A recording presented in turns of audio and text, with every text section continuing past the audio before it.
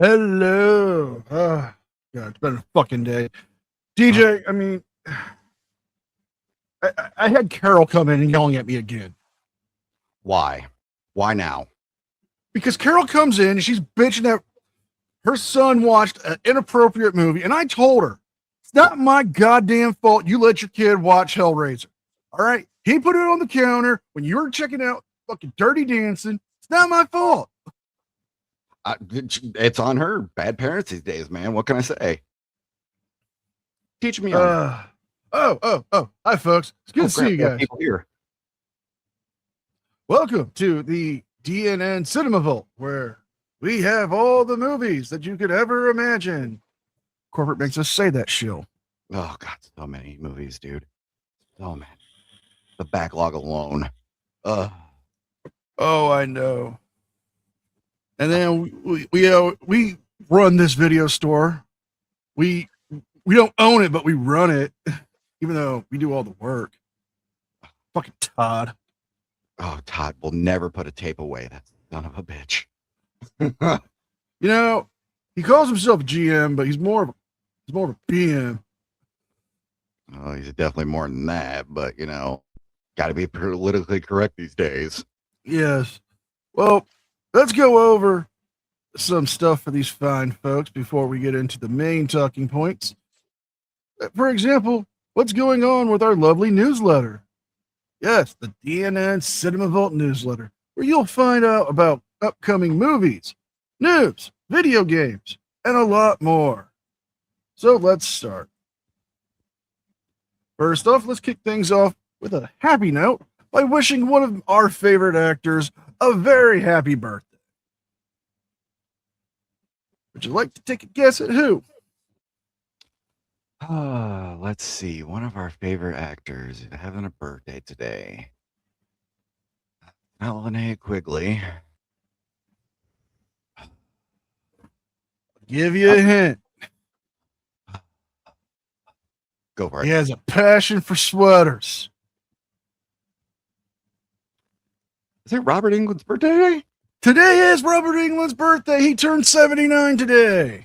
Well, son of a bitch, I hope he has great dreams for his beautiful birthday. Oh, I just love his banter with Kane when they're on the horror circuits. Oh, man. Like, have you ever seen To Hell and Back, the Kane Hodder biography? Yeah. Like, there's this great bit where they're jabbing at each other, they're chirping each other up. He's like, "Oh, you got excited as hell when that first goth girl came up and popped her tits out." I was like, "Sign him, Kane." Let's be honest. If that happened here in the store, we would be over the moon about that. I have Sharpies already to go. What are you talking about? Yeah. Todd's other news. Go ahead. Said Todd's definitely not taking those markers away from us. How dare he? Yeah, man. What's Todd gonna do? I keep it back up in my pocket. Tells me I can't vape in the store. Show me the rule book. Oh wait, page 2. Well, screw that noise. He's not here. In other news, we have exciting news out of the video game world. Oh, so excited for this, man. We are getting the remake, redo, because it's been done 30 times, of Resident Evil Code Veronica. I am over the moon of this trailer. Oh my God, this trailer was fucking awesome. I'll pull it up for us. Beautiful. Now, this is one of the crazier things for the Resident Evil franchise. They've been doing this whole big thing of doing reboots of their classic video games, and well, so good.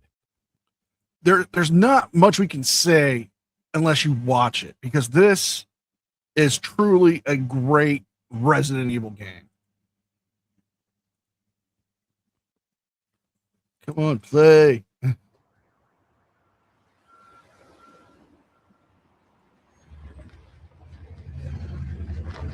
Yeah, I mean, beautiful gameplay footage. Oh yeah, just ridiculously beautiful. Well, this isn't really gameplay footage. This is And I love the little Easter egg they throw in here to guess who they're talking about. If you pay close attention, a folder. Oui. Yes. Keys. So you're Oh, the that's American Carol's Cordelia, grandmother. the sister The of nice the man one on we the third like. floor. I didn't know they put G in Ah, the game. welcome to Paris. It's so nice to meet you. Oh, it's freezing. Come in. Come in. We don't want you to catch a cold. It could be 90 degrees I out, hate and to old say people would be it, like, but "Oh, it's so Your cold out." brother is DJ, get your Sharpie quite ready. odd. Oh, I already In saw we it. go.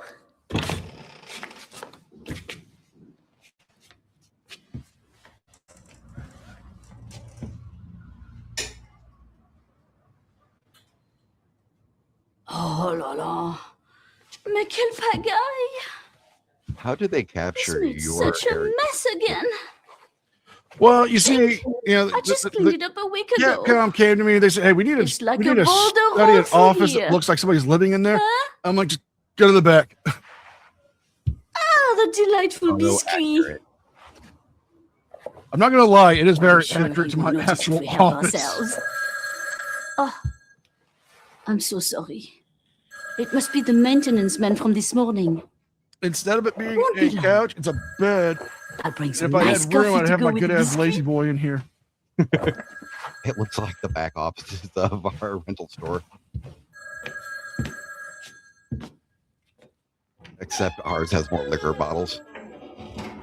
I mean, there's also more girly mags around. Yeah, we don't believe in the internet. We're purists. Housekeeping. I didn't order room service. I I think it's time to go full screen so we can actually see the spooky. Hey, Lisa. Oh, Lisa, good to see you.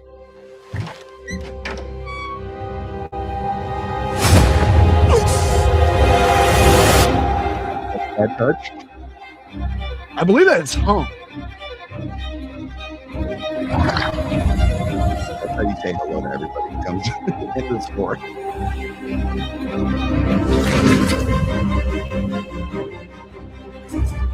I mean, I'm already hooked. I want this game. I don't care if I'm gonna go buy a PlayStation 5. I'm gonna play this thing. Don't move. Claire Redfield.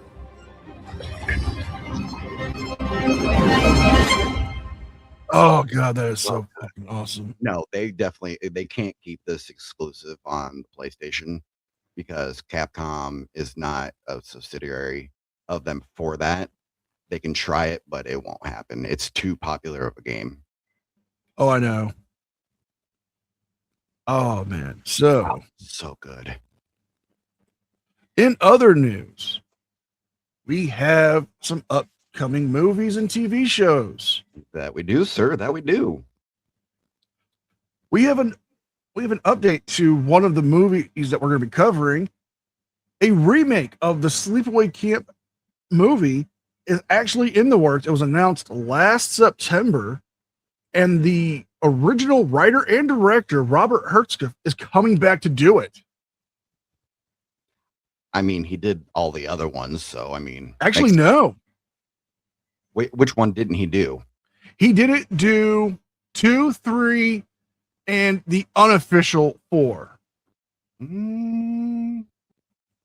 I thought he actually did do them. It said No. on his bio that he did all of them. Well, no, it's because he sold he leased the rights to him. Oh, so they put him on the okay, yeah. Yeah. there. He has the creator credits. Also, coming in October of this year, we get the long-awaited Crystal Lake, the prequel to the Friday the 13th franchise, Woo! I cannot wait, my good sir. starring Linda Cardellini as Pamela Voorhees herself. And it has been announced if the season can do well, they will get picked up for a second season where we will get the adult Jason introduced. Oh, I cannot wait for that, dude. That is going to be a great watch. Oh, And they're hey, just gonna- Gia. Zoe's Cheetah. officially working as the mascot now. Yep.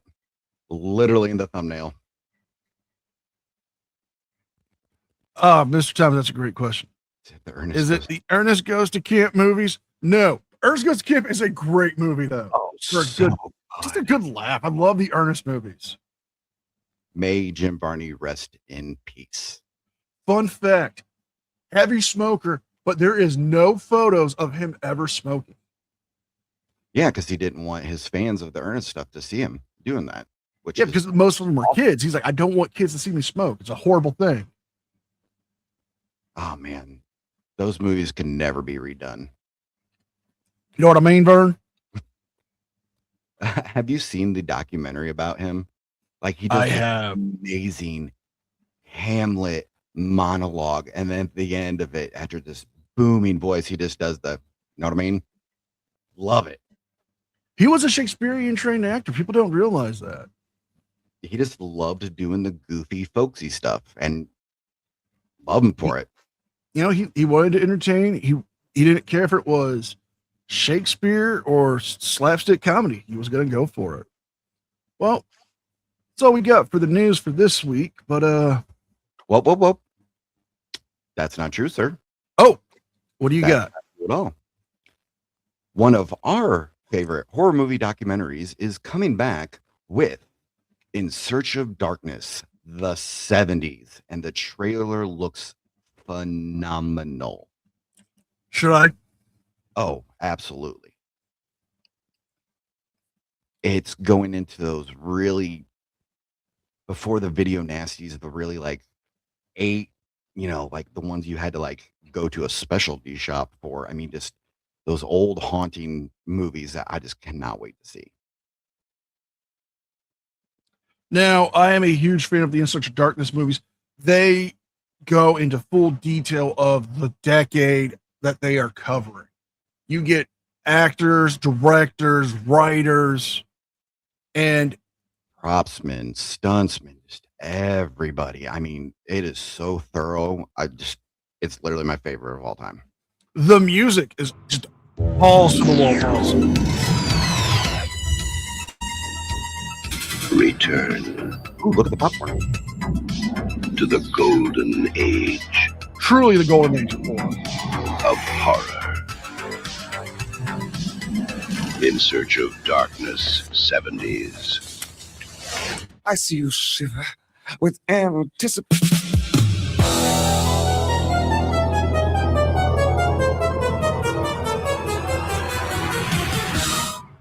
Patient. The definitive horror doc returns to the 70s I've been waiting for you. to explore legendary hits and eclectic deep cuts. Tonight, I would like you to meet my next victim. You play a good game, boy. Devil has sent me. Oh, Living God. Dead. Hammer horror films of the 70s were just pushing Meet boundaries. the boogeymen who haunted your dreams.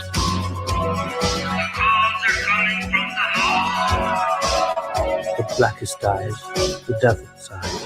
Whatever you have here is unholy and must be destroyed. I actually played that last the movie. existence of witches? We exist only in hell. Explore creepy covens and voodoo ceremonies. Come to me. Come back, old one. It's time to keep your appointment. Okay, I have to do this. Oh, please do. In the original Wicker Man, Christopher Lee forgoed all payments, did the movie for free because he believed this was going to change cinema history. Not only that, he went and promoted that in any place that would talk to him about the movie. So there were farmers tuning in Iowa at 5 a.m. to a Farmers Access show, hearing Christopher Lee talking about the Wicker Man. Well, wouldn't you? Well, fuck yeah, it's Christopher I mean- fucking Lee, I mean, who, by the way, is a people direct better before. descendant to Charlemagne at Yeah. the time of birth. Like that dude has the most like heavy metal background ever. Like the most badass motherfucker that ever lived. Literally was the anime protagonist of life. Blackula. Come here. I will fear no evil. Experience the sensual side. You are sworn to Satan.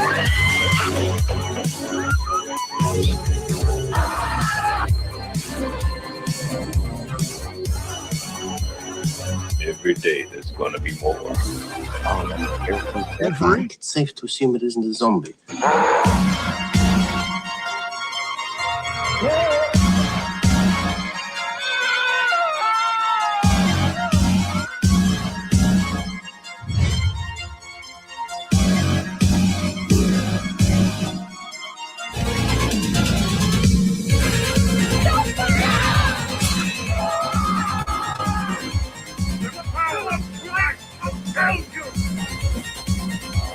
You're gonna need a bigger boat.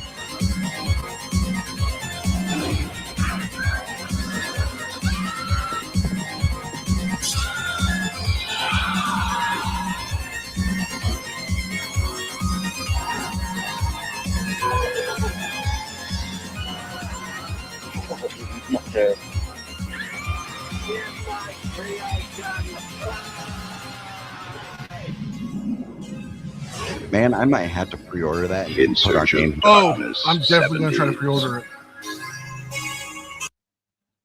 Now, I can't play the full trailer, but I'm going to tell you this now. You have until July to get the pre-order in.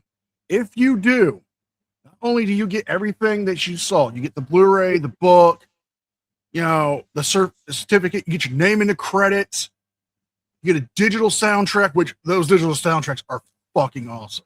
Oh my god, they're so good. Like ridiculously good. Not only that, you get an invitation into the exclusive Discord for Create V, and they will end up. I was in there for when I got in Such Darkness 2. They would do weekly interviews with horror icons and dude. watch-alongs with their movies. Yep, definitely gonna have to. Excuse me while I Google something really quick. Here There we go. Got pre-ordering for that. Maybe we can get Well- a copy for the store. Yeah. You're getting a copy for the store. That's why you're using the corporate card. Yep. It better be in the store shelves, man. I'm telling you. Well, Sure. let's get into the talking points for tonight's show. Let's do it. We're talking about camp horror films. And we can't talk about camp horror films without talking about the grandfather, the architect, Friday Meatball. the 13th. Oh, we're talking about Friday the 13th. Oh, man. The seminal film by Sean S. Cunningham, which the rights, unfortunately, were up in limbo for over a decade, going back and forth between the original writer and Sean S. Cunningham himself. Luckily, we did get a deal made. But because of that whole fiasco with the rights being up in the air, we lost a lot of good stuff. We lost a awesome video game that had a loyal fan base. We lost updates and DLC for it because they were going to do a Jason X DLC. Yeah, they showed some of the screens for that, and man, that looked like a lot of people tout on Jason X, be like, oh, it's crappy. And ironically love that movie. It's one of the first movies I ever pirated. But like it just Allegedly. good. Allegedly. Oh no, I'll admit it right now. Oh God. I was in high school, I don't care. You say that until the feds come after you. What, for the $5 it made? That's true. But let's talk about this movie. This movie was the launching pad for some major movies and actors. We had Kevin Bacon in one of his first roles. Yep. we had Bing Crosby's son playing one of the leads. We got a veteran actress that people never expected. We got Nancy Palmer playing, Betsy Palmer playing Pamela Voorhees. So good. And like nobody saw that coming. Like I unfortunately wasn't old enough to see it in the theaters, but I would have loved to see that moment where you realize the kind old lady is crazy. Although I Knows it. I understand her motivation. I do. Oh, 100%. I think any parent would understand that motivation. You lose your child and you go through this unbearable pain, a pain that no parent should ever have. And you hear they're going to try to reopen the camp. You don't want another child, another parent to go through that. So you do what you can. Yeah, you commit some possible crimes. You pollute a lake. you start a few fires. You allegedly dispatch a couple of horny teenagers. And let's be honest, if they weren't doing that, they wouldn't have got killed.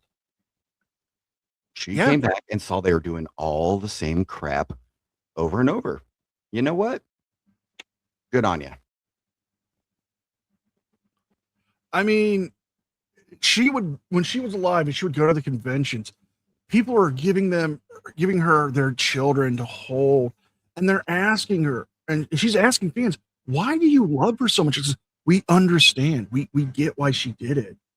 Yeah, it's literally one of the killers where you actually understand, not like the billions of other movies and imitators we got afterwards that you're kind of like meh on the characters and you're like, okay, this killer makes no sense.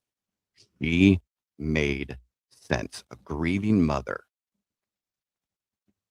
for a special needs child. Oh, She yeah. already had that stress of doing that too, but wanted him to have a normal life. And then because teenagers were doing teenager shenanigans, he dies. You know what?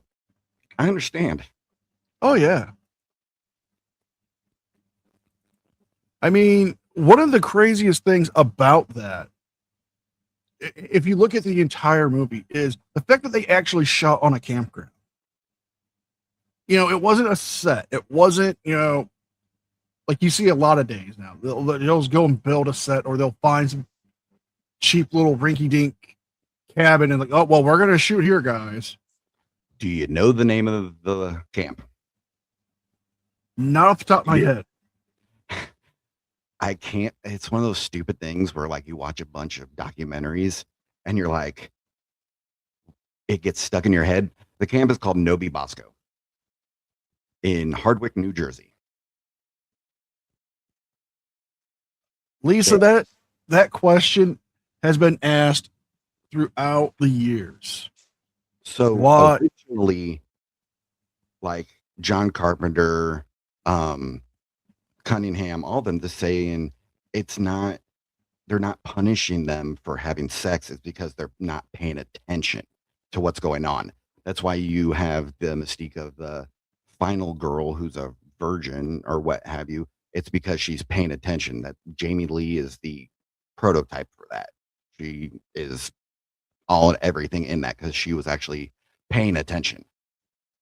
I mean, she picks up the slack for her friend who's supposed to be babysitting. Yep. She's, trying to give the kids a good capper to their Halloween.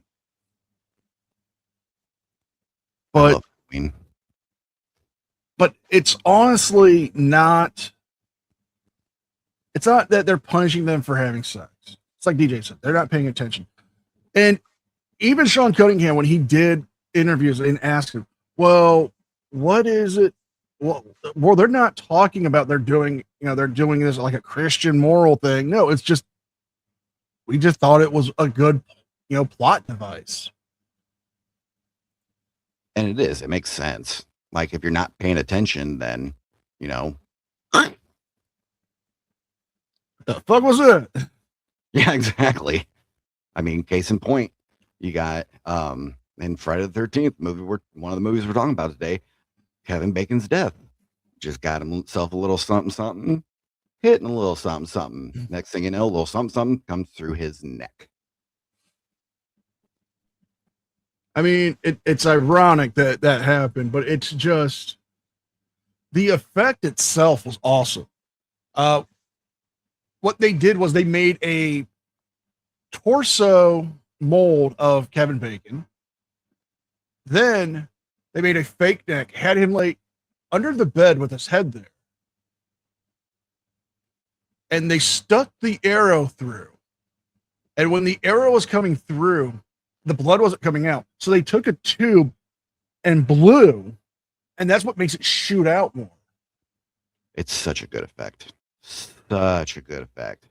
That's why it lasted as long as it has for that type of death people do. It's because it's very visceral, and you're like, oh, ow. Now, the funny thing is, Tom Savini, who did the makeup effects on that, and then another movie we're going to talk about tonight, My man. he was a combat photographer in Vietnam. And he said, if it doesn't look real, I'm not going to put it in a movie, because he's seen real carnage. He's seen real mutilations like that. Yeah, he literally had like one of his books from Vietnam, and it just showed all of this stuff. And you're just like, dude, how are you okay? I think he channeled a lot of his stuff that he saw into his work. Oh, But one of the craziest things is, on the way to do that movie, he got the original blood formula from the OG master of special effects work.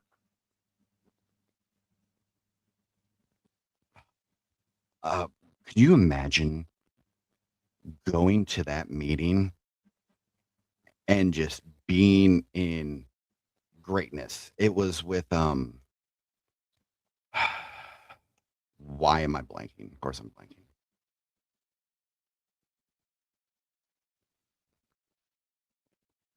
Help a brother out here. Who gave him I think it was Dan. oh, who is it? God, I'm trying to, like, it's one of the things. It's like, I have such a knowledge, I draw blanks at times. Yeah, exactly. But no, his blood to me is, you can tell the difference between Tom Savini's work and others who are trying to copy him. Oh yeah.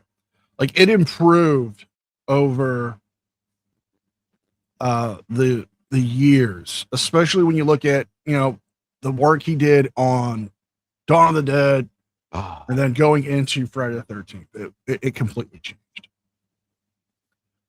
Now, this Dawn of the Dead, I cannot wait to talk about that movie one of these days.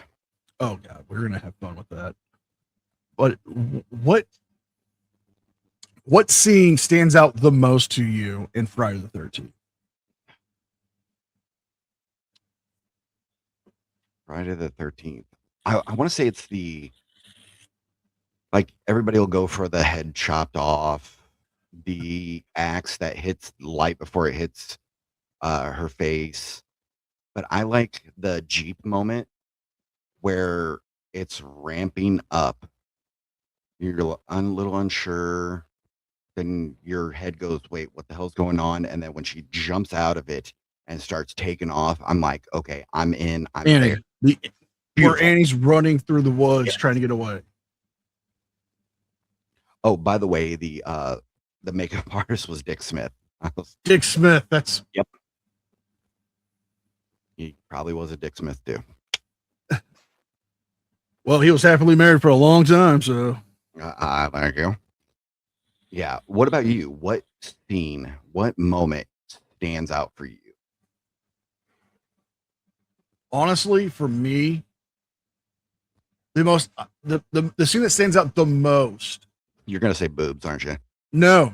You would think that. No, it leads up to the sex scene of Kevin Bacon, where it just pans up, and then there's just the dude on the fucking top bunk who just got knifed by Pamela Voorhees, and you're just like, what the fuck? Just like, Jesus Christ, man. Logistically, how the hell do you not know that that's there? Don't you think And like the funny, seeping through and dripping more? Yes, Mrs. Tom, there's two streams going on at once. There's one on my main, and then there's one on my secondary. Mrs. Tom G, I'm so glad you made it. She's a very special guest at our video store. She rents some of the most craziest movies. She's always in that back room with the feet over the doorway, But she returns on time, so She's always rewind the tapes too. That's a good thing. oh, so awesome. You can't ask for anything better in a customer. But back to that scene. That scene was actually recreated again in part 5.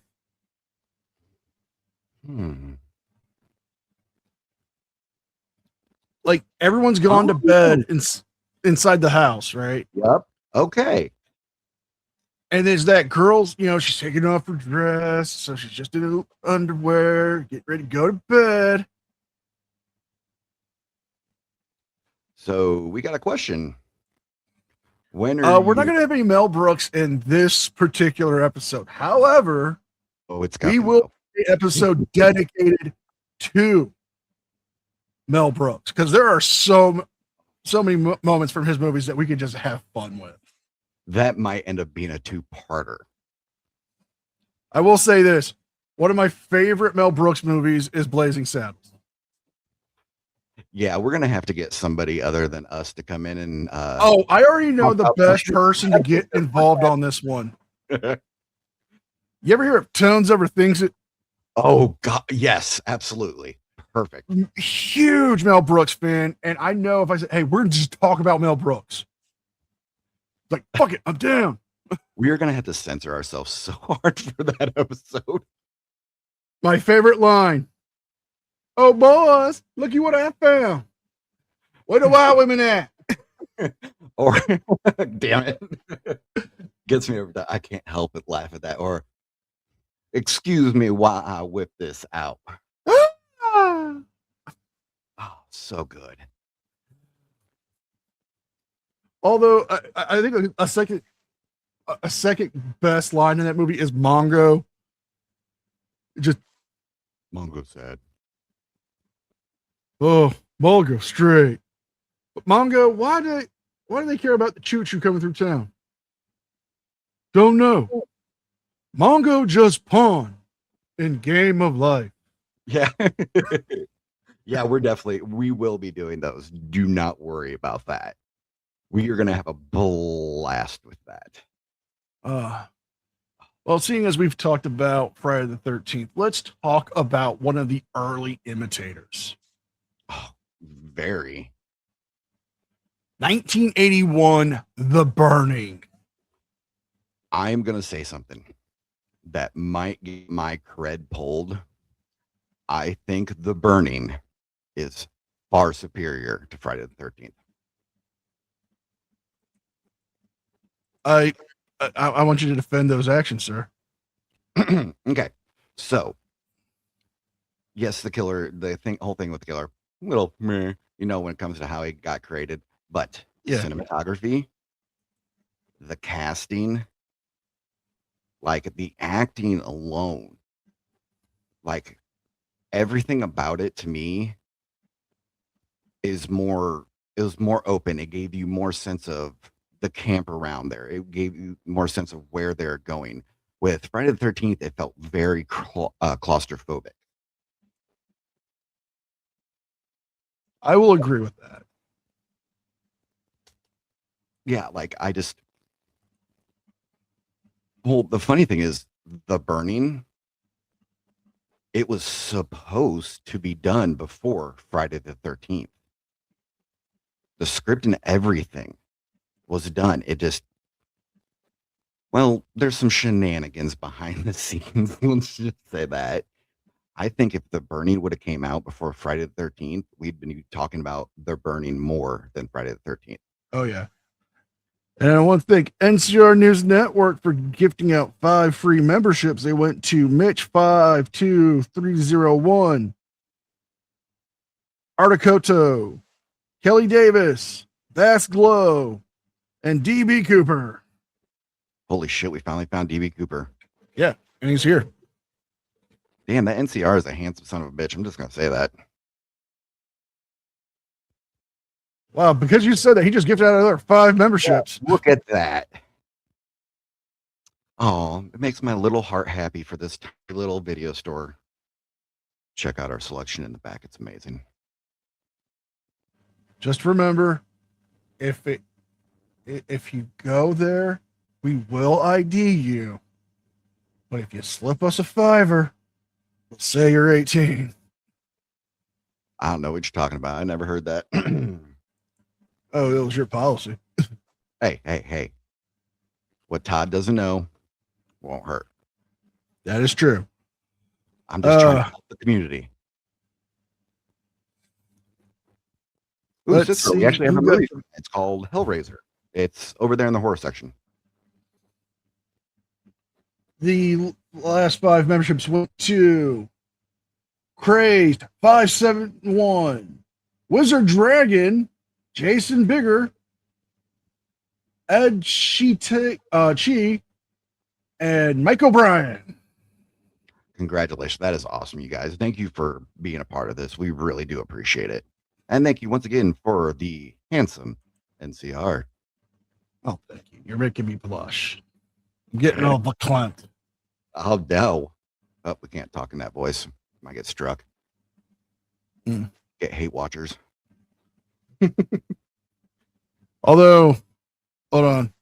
Oh, no. I did find something. Before we get into the burning, I found some footage from the security cameras from us last time we were at Close Up. Oh, thank you, Jen's World, for the $9.99 super chat. Here's to a great channel. Thank you so much. Jenny, we appreciate that. So much. Really do appreciate that. But yeah, last time we were closing up, we found this. Knock me out! Hit me! Oh, you fucking... Knock me out! Hit me! Oh, you fucking pussy! Hit me! I told you to hit me harder. I kept forgetting that you were going to slip that in there. And you know what you asked me a very certain question. I know. Should I show them? Oh, you absolutely should. Trust him? Yeah. Like a vampire giving me a blowjob.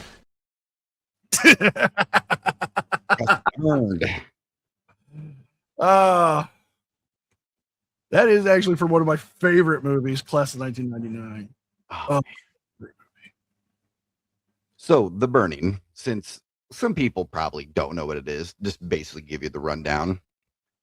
So a very abusive former summer camp caretaker named Cropsy got horribly burned in a prank gone really bad. 5 years after it, he gets out and he lurks around upstate New York, I believe. Yes. Camp Stonewater with these crazy garden shears and just goes on this crazy rampage. I mean, the effects in it are amazing, obviously done by the man himself, Tom Savini. Just, if you have not seen The Burning yet, and yeah, I know it sounds like a crazy STD you would get in the 80s. Just a light burning with some urination. Yeah, just a little bit. That's why you don't pee in the lake. Watch it. I'm telling you, watch it. It is so damn good. Here's the trailer. The original 1981 trailer. Bring this up here. That's right, Daddy. Whip it up. This summer, if you're planning to go camping, don't. Jason Alexander? If you're looking forward to midnight swims, don't. Sneak on back to the campsite. Get some matches. Build us a hot campfire. Don't be Oh, And if you're Laser. thinking about being with someone where no one can see you, don't. Because this summer, the Legend of Terror isn't just a campfire story anymore. They say he smashed his way through the bunk room door, just a mass of flames. Burned alive, cried out, "I will return! I will have my revenge!" He lives on whatever he can catch. Right now, he's out there, watching, waiting. Who's there? What happened one summer 5 years ago is about to happen again. And again. Not really, though.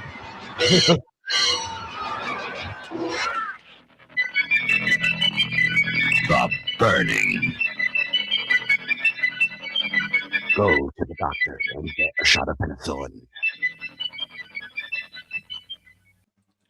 Now, here's the crazy thing about that movie. Oh, Lord, here we go. We had phenomenal actors in there. We had Fisher Stevens. We had Jason Alexander. A very early Helen Hunt in there. Holly Hunter. Holly Hunter, my bad.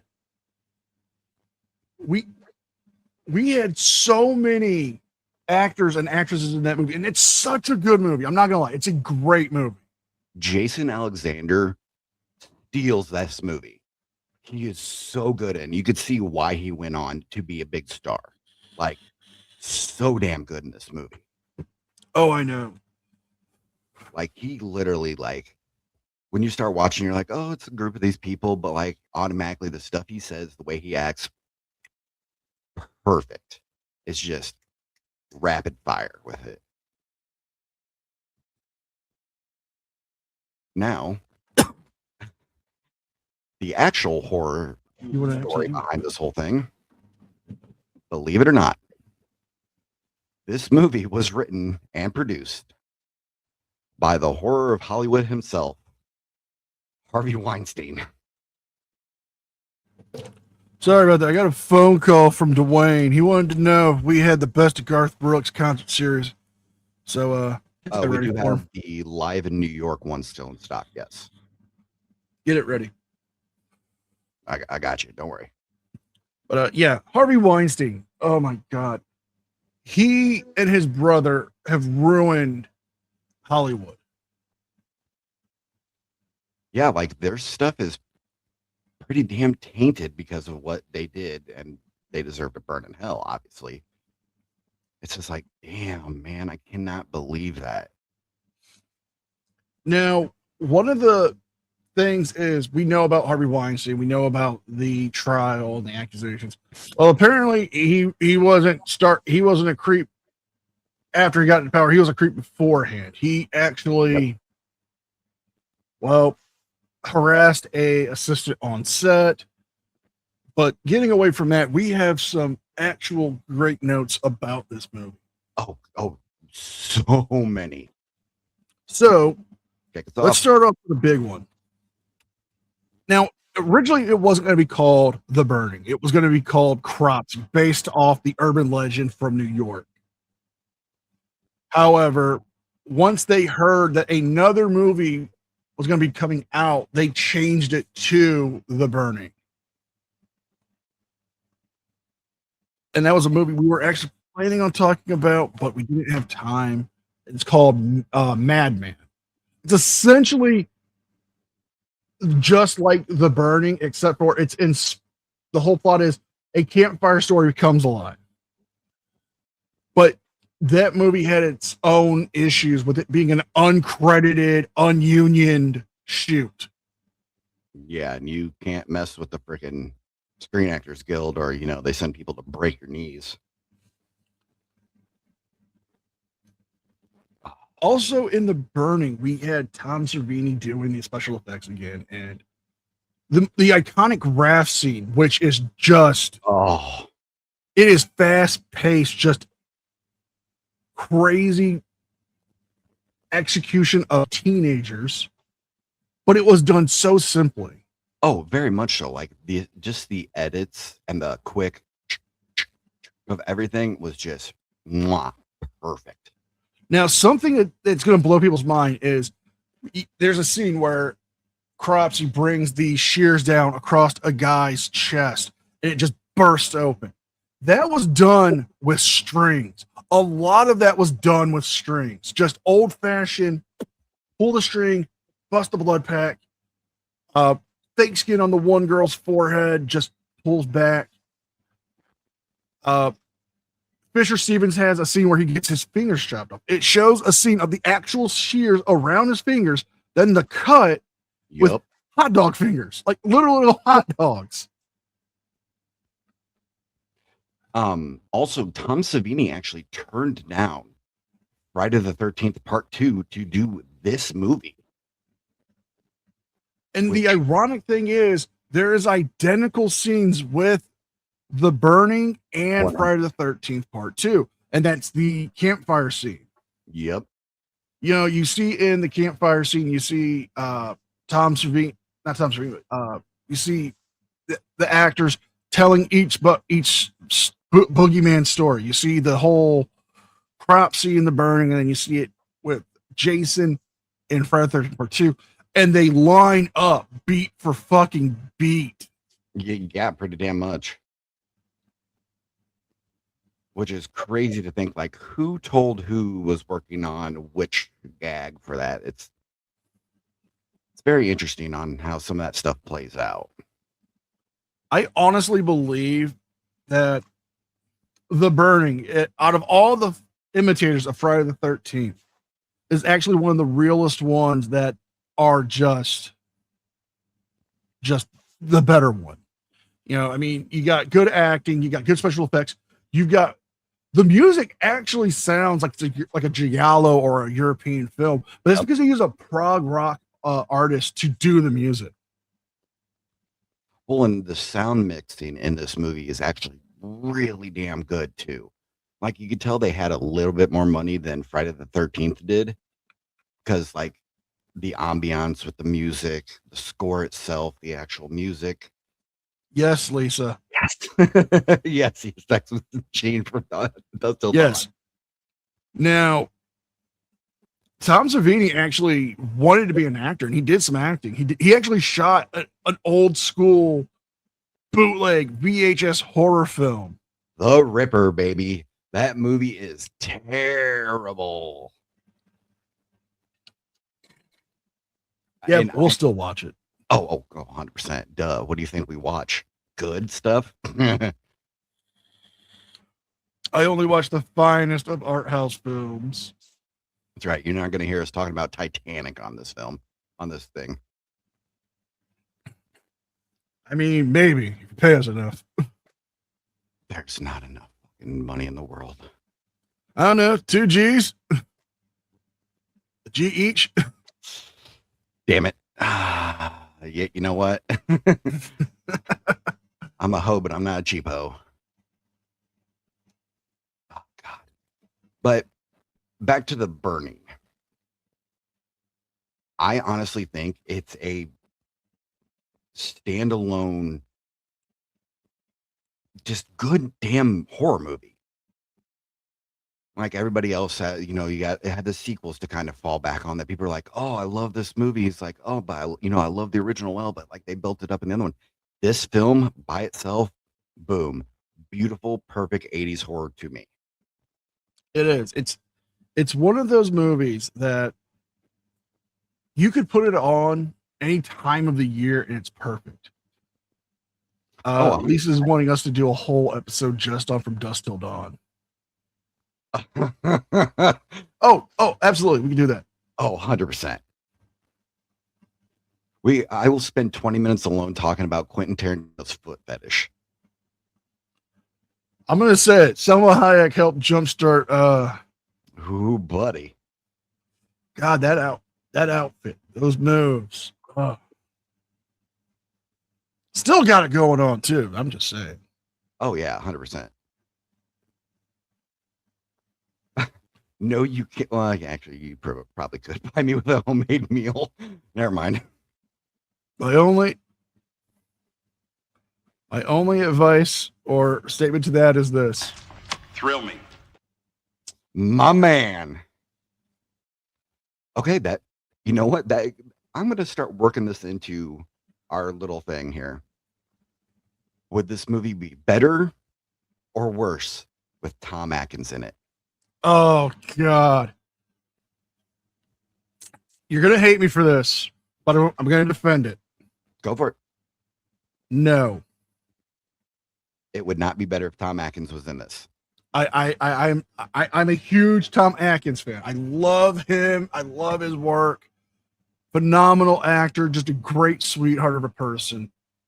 But I'm gonna have to say no. He would not be good in this movie. I don't think it would be better with it. You're not gonna hurt my feelings because I agree. Now, some of the other movies we talk about later on, down the road, I guarantee we're gonna be talking about this again. I just think Tom Atkins in that movie, unless there was a whole thing with the cops being involved, I don't think he'd work in it. Yeah, you would have to there would have to be a bigger part of an older person that would work for that. So I just like bringing up Tom Atkins. I know. I wish he was my dad. Right. Wish he'd adopt me. So what other things do you got to say about this? Just, I think, beautifully shot movie. Oh, I definitely agree. Definitely beautifully shot movie. Beautiful soundtrack. The cast is phenomenal. I mean, you're going to get those kind of hit and misses. Like the geeky dude was like, but he sacked up in the end and actually became a good person. So I was like, you know what? Character growth. I dig it. I'm going to say this. That is one of the movies that you feel like you're a part of the movie. Yes. You understand these characters. Like you're not there. Like you're not watching a movie. When you watch The Burning, the way it's shot, the way the music feels, you feel like you are a part of the camp. You feel like you're there at this camp. Especially one of my favorite scenes in there is Jason Alexander, coming in with like, okay, I got you guys' orders from in town. Oh, you wanted Hustler, you wanted Playboy. And then you got Blazer over there. Where's the Blazer or Glazer? It's Glazer. Oh my God, that's even fucking worse. Where's the Glazer on the top bunk? Like, you guys look over there at Curly Max and just does the motions. Like, y'all should try the real thing. While he's asking Jason Alexander to give him his box of condoms, and he wanted lubricated rubbers. Just the bitch fit he had about that too. I asked for lubricated rubbers. These ain't lubricated rubbers. You want those, buy your own. But you know what though? This was the 80s. That really wasn't talked about much then, about getting condoms and everything. That's actually a really good positive message. Don't be a fool. Wrap your tool. Like we're two tools talking about this stuff. So I mean, although I do think it's ironic, and it's one of the things that kind of does bring down the movie is, the gratuitous sex scenes. You don't see any real nudity in the movie. There's not a lot, but the sex scenes just seem like they were forced, and it kind of takes you out of it. Oh, 100%. I agree. Like if they would have cut down, like honestly, they didn't need the nudity and the sex in this. Like, I mean, for the writer of it, I mean, but like if they would have knocked it down just a tiny bit, it'd have been perfect. Like the Glazer scene was way too long. Oh yeah, girl. Like, although it was ironic that he was just a 2-pump chump. Hey, we've all been there, right? No, I haven't. You gotta stand.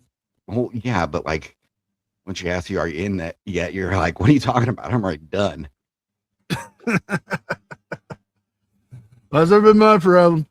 Maybe that's Todd's problem and Glazer's problem, but it's not my problem. Glazer definitely is a quick glaze, apparently.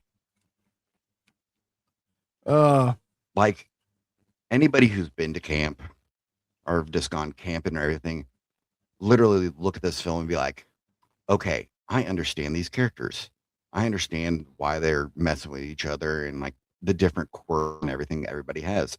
It's literally genius writing. Like the last time somebody really around this time, somebody got that teenager, you know, the way they do things, the way they say things was Deborah Hill in Halloween.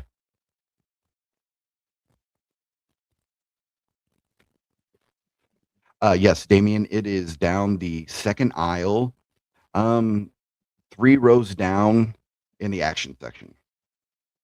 If it's not there, check on the Westerns on the top shelf. Good pick, by the way. Very damn good pick. Solid pick. You know, let's move on to the last movie we're going to talk about tonight. Oh, let's go for this one. I'm going to just play the trailer to lead us in. Please do, sir.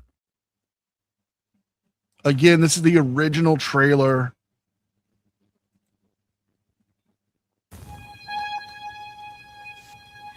Dear Mom and Dad, I've been at a sleepaway camp for almost 3 weeks, and I'm getting very scared. Welcome to Sleepaway Camp. Someone is watching you. Hey, Baba, remote! Someone is waiting for you.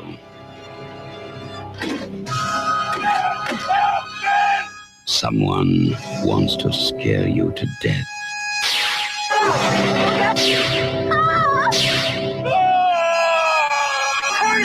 Turn the wheel! Turn the wheel! Sleepaway Camp. You won't be coming home.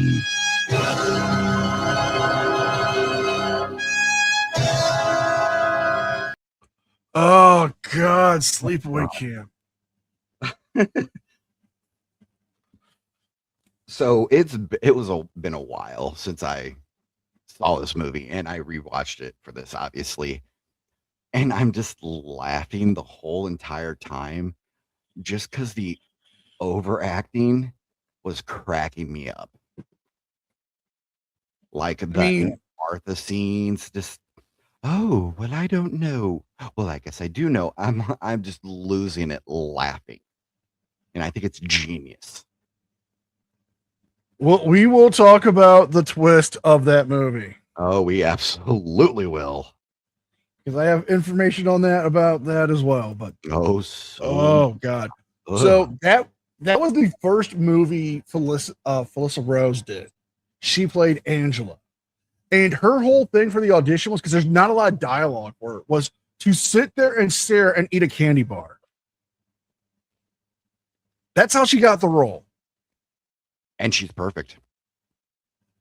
And she had that innocence, but yet it was there something more behind it? Was there a malice? Was there, there was a pain that you saw that she portrayed with just her facial expressions that you don't see you don't even see veteran actors do that. No, not even close.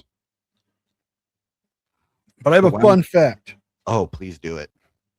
Now, the movie is about Angela and her cousin Ricky going to sleepaway camp. Angela is taken in by her Aunt Martha and her cousin Ricky after an accident involving her father and her twin brother Peter. Now, the childhood version of Peter was played by Maximo Sorrentino. Guess who his brother is? I don't know, actually, this one. The Situation from the Jersey Shore. Oh, I thought that. Oh, that's right. I did read about that. I thought it was his cousin or something. Nope, it was his brother. That's crazy. Damn, killed the wrong douchebag. I know, right? Oh my God. She gives such a damn good performance that I overlooked some of the crap in this movie. Like, she is amazing.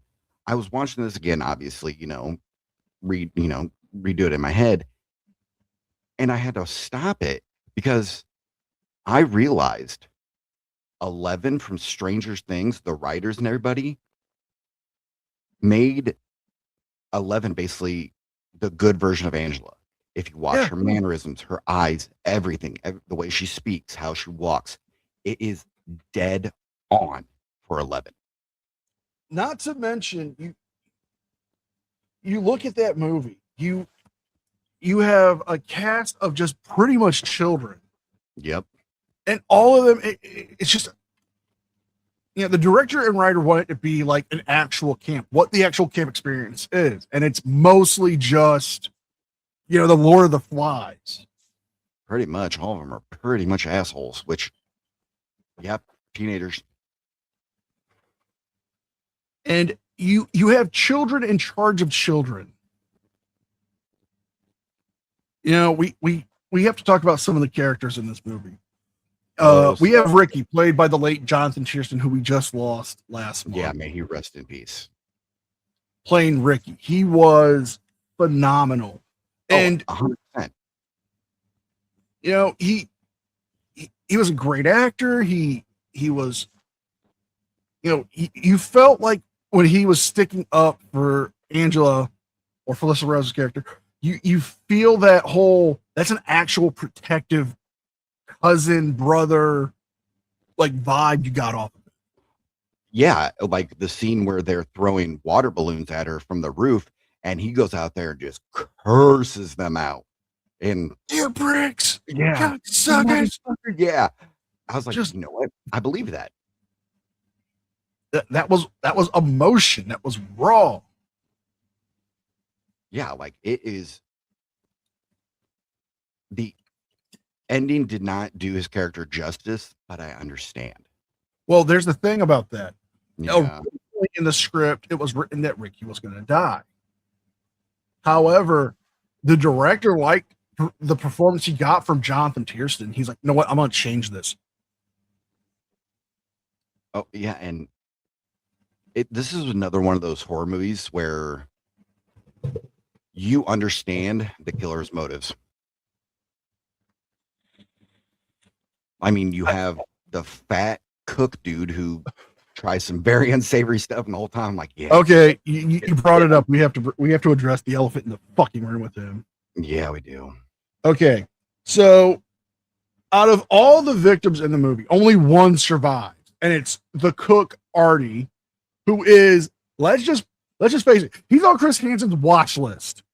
Oh, dude, he's on top 10 of that watch list. Says the most disturbing line in a fucking movie. And the fact that I know this shows you how much I've watched this bad movie and I studied this fucking movie. So we have James Earl Jones's father playing the assistant head cook. We have Artie playing the head cook, and we have these other like ne'er-do-well kids behind him. They're watching the kids run by, and Artie is chewing on a piece of straw going, look at all that fresh chicken run by. I love them when they're young because they're bald. Like, no, that's not what he says. Fuck. That's not what he says. Call them baldies where I'm from. Yeah. Makes your mouth water. God. Oh, fuck. Then you got James Earl Jones' dad going, Artie, they're too young to understand what you're talking about. Ain't no such thing as too young. You're just too old. Oh, no. Wood chipper. Wood chipper. Oh, 100%. Check his hard drive. Well, it wouldn't be a hard drive at this point, but his roll. Check any storage containers he has. Like, I'm not really one to root for people to die in horror movies, especially if I have a connection with them. But I was like, yes, fucking kill him. We don't see him died, but like you're not gonna survive that. Oh God, just so Artie goes out after he tries to prey upon Angela and is stopped in the nick of time by Ricky. So we cut to them getting ready to cook dinner. Ben's getting ready to go take a nap. He's been shucking corn all damn day. And I want to know where the hell you can get a damn pot that fucking big. You'll be surprised if you know where to look. Like, that's some serial killer shit. Actually, no, you can get industrial cooking pots. Back in the day, you just have to like call up catalogs. Yeah, true. Sears. So he's got this massive pot, which is the size of a toddler. It's literally the size of Chili DeCastro. And he's loading it with salt, and it's got boiling hot water. And we just see somebody push him and pull the chair leg. Great and camera. And he's Great pleading. camera. He's pleading. Come on, help me out here. And I'll make you a sundae. Come on, kid. And just pulls him back. Water falls over him. And he just gets scalded. Great bladder effects. Ed French, who did the makeup effects on this, who is still active today, who did stuff on Terminator 2. He's done stuff in other horror movies. Did that. And the director wanted the bladder effects. But I think all of the stuff Ed French did in that movie made it so much believable and so real. Oh, 100%. Like everything was, it's almost like he went through the same thing like Tom Savini did. Like his stuff is just on point, perfect. Now we have two main protagonists, antagonists in this movie. Meg and Judy. And Judy, oh my God. Like, she was the stereotypical Valley girl, just, I don't have time for your games. I'm so much more mature now. Well, it's literally a throwaway line from Ricky. He's like, Paul was talking to him, like, didn't you date her? And he's like, yeah, but she grew up, does the boob grew thing, and she thought she was hot shit. Fun fact, they originally wanted Jane Krakowski from 30 Rock to play Judy, but her parents read the script and turned it down. Yeah, I saw that one. She'd have been perfect for it too. That's the funny thing. I think she would have too. Especially when you look at her in National Lampoon's Vacation. Like, again, small little role, but she kills it in there. Oh, absolutely. Yeah, no, Judy deserves everything that's coming to her. Everything. We can't say how she goes out because YouTube would not let us. But let's just say a curling iron is involved. A curling iron is involved. It is hot and it goes into a very sensitive orifice. Yeah, with the clip open too. Well, you gotta match the drapes. That's fair. That's one hell of a way to get a perm. Press perm. Yeah, gotta get those curls right. Now, this was also the last film Mike Kieran did because he sadly passed away after the shooting. Yes, Mrs. Tom. Yes. Yes. 100%. Just like it. They have this great scene where he attacks Ricky because he thinks Ricky's the killer. And he's trying to ruin him. He runs to an archery field, and we see the silhouette of the killer twisting an arrow. And how they did that shot of the arrow going through his neck is all one shot. They had a fake prop neck on him with a guideline to hit a trigger that would pop up the arrowhead part.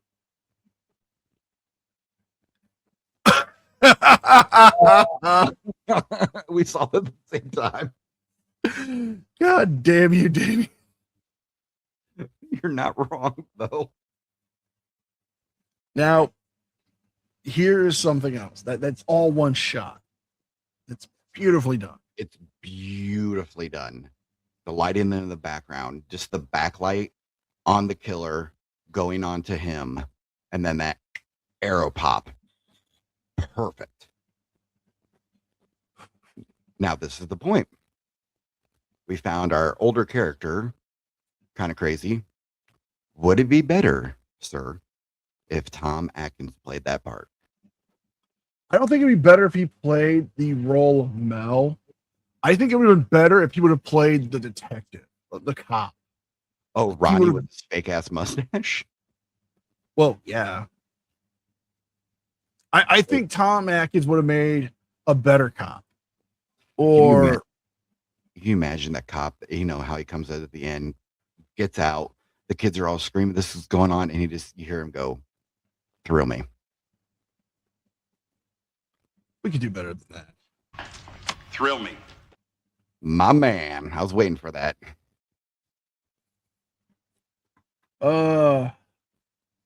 Yeah. You know, watching that dude lose his shit on Ricky. Wow.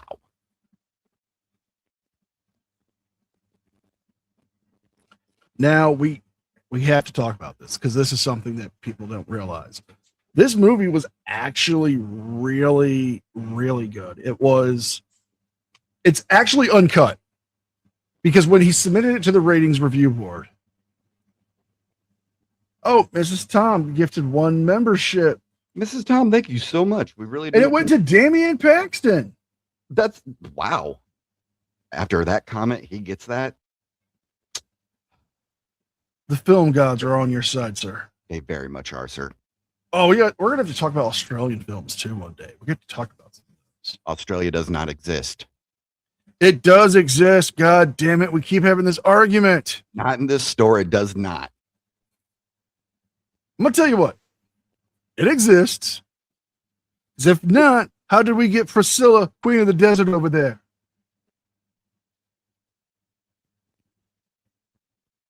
It was faked by the English. We're not gonna have this argument. But anyways, the movie's uncut. So he sends it for review by the rating board. And he was praying he didn't get hit with the next rating. So they reach back to him. They're like, "We have bad news. We're gonna have to give you an R rating." Yes, I'll take the R rating, especially with what he shot in that movie. Which I'm getting requests already for people to tell me to play it in the in our movie time. So maybe next couple of weeks we'll play it. We will play Sleepaway Camp.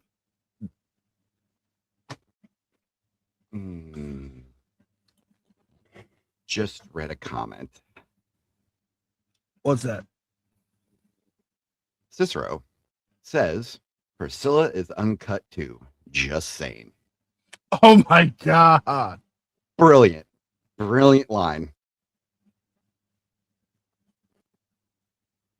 Oh, that's genius. Oh. What about the sequels? Oh, okay. We'll eventually talk about them. We will. Yeah, we'll have to talk about those because that's going to be a whole subject of just bad sequels because they are bad. But something else about Sleepaway Camp is you get to see bullying on both sides from both genders. Yep. You see how male bullying is mostly just like, we're bored, we're just going to fuck with somebody. The women take that personally. Like, what sets Judy off on this whole path of just going after this quiet little meek girl who's not bothering anybody. She's either sitting by herself or talking to her cousin. Is a boy goes up and talks to her without having to try to lure the boy in. And it's not even like she's trying to lure him to flirt. He's just like, hey, I'm Ricky's friend. I mean, we've been friends for years. You know, we pulled these kinds of pranks. You know, just opening up and being just kind to her.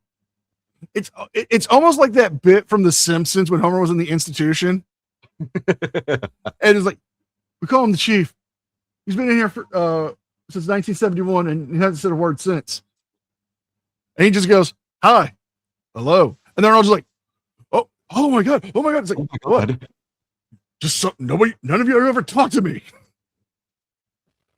And that's literally all it is. I don't like how they handled the character of Paul towards the end. I thought it was a kind of a cop out. I'll agree to that. That was a cop out. That was, I think that's one of the things that the director and writer Robert Herschloff, he regretted. I think that's one of the things he definitely regretted because it took away from the film. Oh, 100%, because that ending happens so quick. Well, that's the thing. He noticed what was going on with the movies at the time. Mind you, this is 84. He's had the last, let's just call it last 13 years of horror films coming out with these crazy endings. Yep. Hey, Matt. Oh, Matt, hey, how's it going? So you have that, and then you have all these things leading up to the end, and you can, if you pay attention, you can kind of see where it was leading up to it. But it was such a good whodunit in that movie. So there's so many red herrings. You a lot of time you're like, is it actually Ricky doing this? Is it Angela? Is it just some crazy guy? Did one of the kids finally snap? You don't know until the very end. Is it the old dude? Did he like finally snap and he's got multiple personalities? It's literally a very old until he gets the arrow in the throat. It's very good at hiding who it could be. They don't give any like specifics out if it's a dude, girl, nothing. They leave it very, very in the middle, and I think it's smart. So the ending of the movie, and this is we go. You can call it a spoiler if you want. The movie's been out since 84. Everybody knows about the ending. Go so for it. We have two counselors going to the edge of the lake where they find Angela sitting there caressing Paul's head, running her fingers through his hair, humming a lullaby. Did you ever figure out what the hell that lullaby is? I couldn't find anything on it. I think it was just her humming. Okay. I think that's what it was, just her humming just some random little. And when they get to her, she stands up, lets out this primal roar.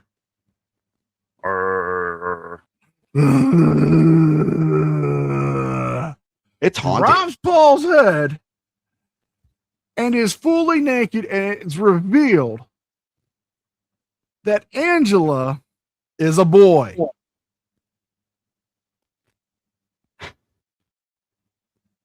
When I first saw this, obviously internet wasn't around. Crying game. Shit. I was like, wait, hold up. What? Brilliant. And nobody's ever topped something like that again when it comes to like holy shit factor at the end. Nobody's ever topped this. How they did that shot was they made a mold of Felissa Rose's head and turned it into a mask. They got some drunk college kid to literally put the mask on and stand there naked. By the way, has never come forward for obvious reasons. I wouldn't either, man. He looked a little cold there. I mean, let's just say, Bush. well, If you would have saw him, you would have said this. Call that a dick?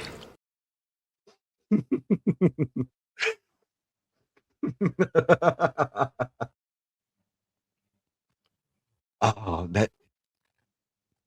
I just love the little tidbit that they had to, the college student had to get drunk before he was able to do this. Because I'm like, you know what? Same, my dude. Same. Fair. It's fair. But, the movie itself has always said that, this is a movie for transgenders. And I made a similar statement before when I was doing another show. And, oh,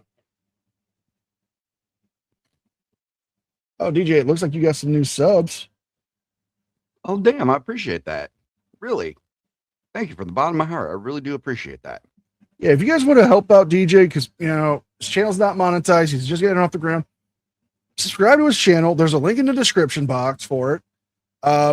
We've got his Cash App up here if you want to throw him, because, you go through research for this. You got to, you want to help him out. You don't have to, but subscribe to the channel. If you want to throw him something on Cash App, please do so.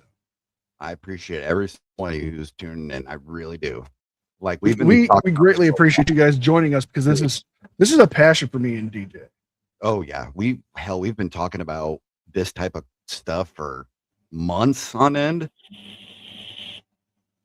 Oh yeah. Oh, there's been very, very long conversations that have gotten stupider than this, and trust me, they are coming up. You are gonna love them. Oh, we're Mrs. Tom's peeps. We love Mrs. Tom so much.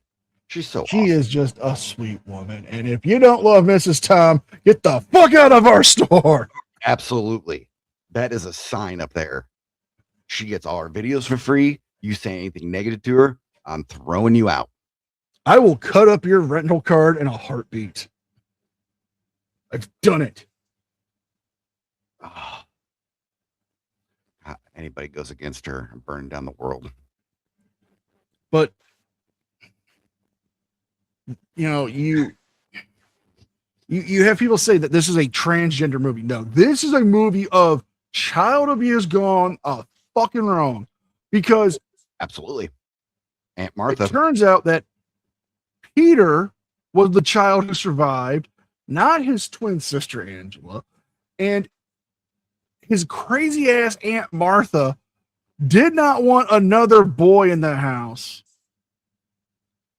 So she's like, we don't need another boy. That just won't do. I've always wanted a little girl. Well, Angela, that means angel. Oh. So she forces this kid who has a fucking head injury after witnessing his dad and sister get hit with a fucking speedboat. And that scene itself with the girl just yelling in the water, I was hoping the boat would turn around and hit her. Oh God, everybody does. Oh, so annoying. No, like literally the real nightmare freaking villain is Aunt Martha. Which, like, honestly, that role was played very well by the late Desiree Gould. Haunting, creepy performance. Very creepy. Can you give a heads up to the next movies you will be reviewing? Oh, wow. So we've actually talked about this. There are so many movies we want to talk about. And yeah, me and DJ, we love horror, but we just love film in general. Yep. So more than likely, we have plans. We want to do one on Mel Brooks. We want to do one on bad sequels. We want to do one on sci-fi. We want to do one on just different things. And we have to work it out, but I think I have an idea for what one we could talk about. We'll just have to figure out which movies we're going to talk about, and then we'll let people know in Discord. Yeah. But maybe we talk about some animal movies. Maybe some animal movies. Which animal movie? Maybe some comedies. Oh, some comedies. Oh, really? Give that little hint out there for everybody. You know, maybe we talk about some knockoffs in that animal movie segment. Maybe something, that maybe deals with, other camp stuff and what have you. I mean, maybe we talk about a certain oh God, sister. Oh, dude, we will probably do a whole section on just the underworld movies. You know, maybe we do a segment on lesbian vampire films. Wait, there's other kind of vampire films? Oh yeah, Hammer put out a bunch of them. Didn't know that. Like, there's one. It's just straight up called The Lesbian Vampires. I know which one you're talking about. That's the funny thing. Oh no, you guys will not get bored with this. We're not going to do we only do this type of movies. We only go through like the big hitters, Freddy, Jason, Michael, all that. No, we are going broad with everything. The only thing we probably won't touch on are like, like The Notebook.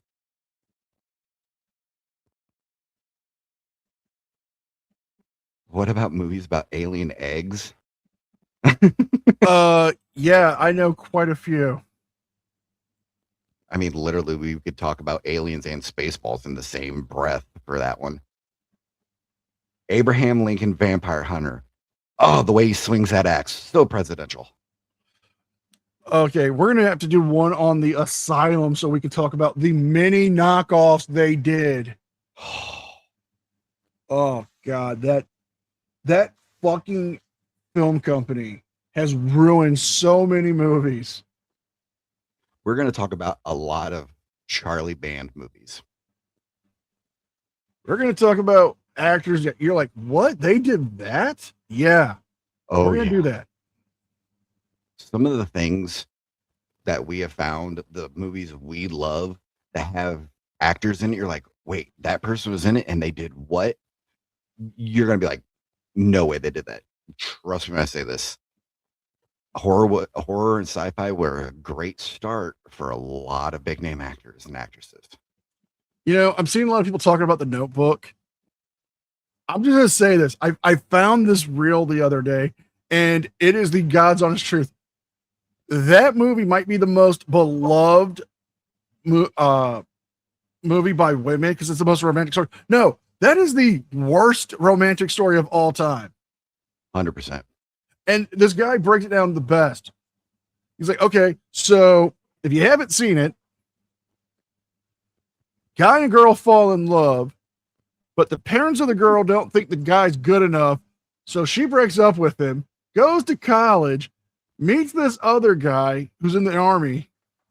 Complete douchebag. Then, few years later, after they get engaged, the first guy shows back up. Then they start, hooking up and falling in love. And she ends up telling the other guy, well, I found this other guy just came back and he's my true love. He's my soulmate. I'm leaving you for him. If you would reverse the roles.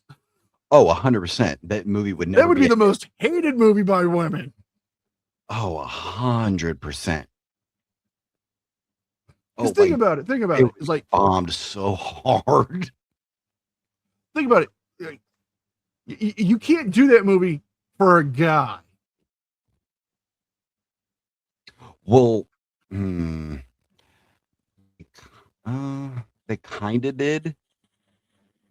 If you say Don John or Don Juan, I swear to Christ. No. It's that shitty Dane Cook movie. Where every time good luck, Chuck. Yeah, exactly. Every time he sleeps with a woman, her next relationship is like the one. That's about as close as you can get with a guy without like them just bombing the hell out of it. I mean, I just have to say, it's just one of there are some movies out there that are more romantic story, and they're not romantic genre movies. I agree. Well, it's getting time for us to close up. It's time to close up the shop. It's time for us to sweep the floors, check in all those returned movies. And we just want to say thank you for everybody coming out tonight to this first episode. There's going to be plenty more. I am DJ. The channel is Last Chance Review. We really do appreciate everybody stopping by. But yep, I think it's time to close up the shop. I'm NCR News Network. You can find me again tomorrow night live on the main channel, where we'll be doing our monthly live version of the Craptown Florida Man Power Ranking podcast with special guests, Grammar School and Damian Paxton. Team USA versus Team Australia. Who will win? Australia's fake. So we will leave you with the immortal words of our favorite goth mommy. Until next time, unpleasant dreams.